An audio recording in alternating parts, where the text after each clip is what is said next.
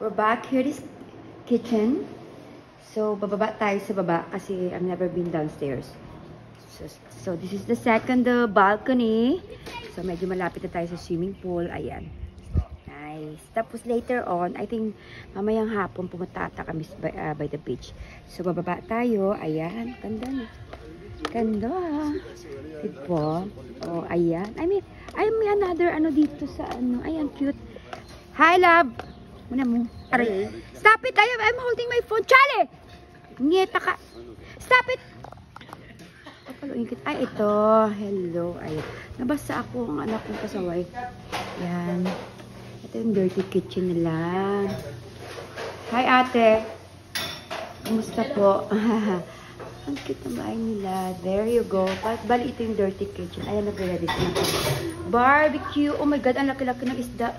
Tingnan natin. Ang laki. Di ba ano yan? Pampano? Pampano yan. Sarap naman. Anong nilagay mo? Ginger tsaka garlic. Oh, tapos i-grill siya. Nice. Ayan. Ayan si Kuya Ahmed. So, ito yung bahay nila. Ayan. 1, 2, 3. Dito yung ngala. Dito yung ano nila, yung pool. Yung ngala, yung kapitbahay. Makikita. Ayan. Ayan the other house there. Ayan, mga bata nag-i-enjoy na. Ayan.